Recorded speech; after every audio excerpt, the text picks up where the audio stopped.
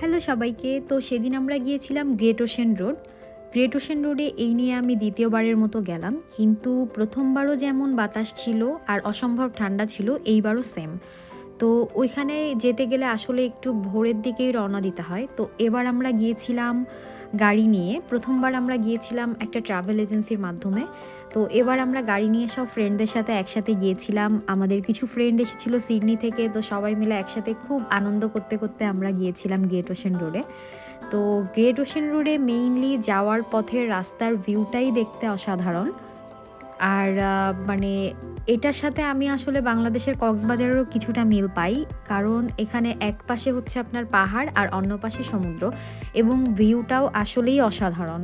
তো মেলবোর্নে কেউ আসলে অবশ্যই গ্রেট ওশেন রোডে একবার হলেও যাওয়া উচিত।